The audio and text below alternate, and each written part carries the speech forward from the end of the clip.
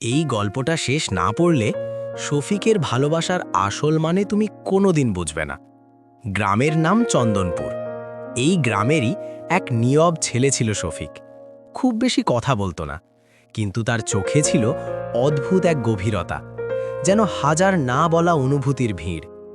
সকালে সে মাঠে কাজ করত, বিকেলে পুরনো বটগাছটার নিচে বসে বই পড়ত। সবাই জানতো শফিক আলাদা, কিন্তু কেন আলাদা সেটা কেউ বুঝত না। একদিন হঠাৎ গ্রামে আসে মায়া, শহর থেকে মামাবাড়িতে বেড়াতে। প্রথম দিনই বটগাছের নিচে বসে থাকা শফিকের সঙ্গে তার চোখাচোখি হয়। সেই এক মুহূর্ত সময় যেন থেমে যায়। মায়ার চোখে ছিল কৌতূহল, আর শফিকের চোখে অচেনা এক আলো। কেউ কথা বলেনি, তবু যেন অনেক কথা হয়ে গেল। এরপর প্রতিদিন বিকেলে দেখা হতে লাগলো, কখনো নদীর পাড়ে, কখনো কাঁচা রাস্তার ধারে।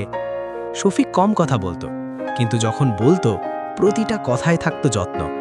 মায়া ধীরে ধীরে বুঝতে লাগলো, এই ছেলেটা ভালোবাসতে জানে নিঃশব্দে, দেখাতে জানে কাজ দিয়ে।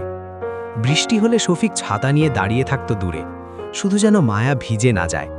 কারোর খেয়াল না থাকলেও শফিকের খেয়াল থাকতো। এক সন্ধ্যায় মায়া বলল, শফিক, তুমি এমন কেন, অন্যদের মতো নও? শফিক মৃদু হেসে বলল, ভালোবাসা যদি চিৎকার করে বলতে হয়, তাহলে সেটা ভালোবাসা থাকে না। আমি নীরব থাকতেই ভালোবাসি। এই কথাটাই মায়ার হৃদয়ে গেঁথে গেল। সেদিন প্রথমবার মায়া বুঝল, ভালোবাসা মানে শুধু কথা নয়, পাশে থাকা। কিন্তু সুখ বেশি দিন টেকে না।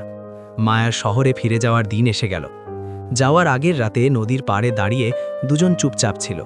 কোনো প্রতিশ্রুতি নয়, কোনো কান্না নয়, শুধু শফিক বলল, তুমি যেখানে থাকো সুখে থেকো, সেটাই আমার ভালোবাসা। মায়ার চোখ ভিজে উঠল, কিন্তু সে হাসল, কারণ এই ভালোবাসা তাকে কাঁদাতে নয়, শক্ত হতে শিখিয়েছে।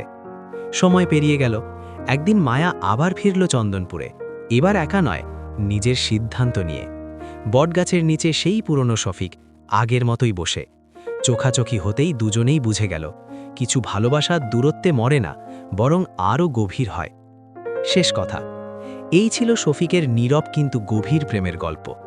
গল্পটা যদি তোমার হৃদয় ছুঁয়ে যায়, তাহলে অবশ্যই লাইক করো। আর এমন আরও সুন্দর গল্প পেতে আমাদের চ্যানেলটি সাবস্ক্রাইব করতে ভুলো না।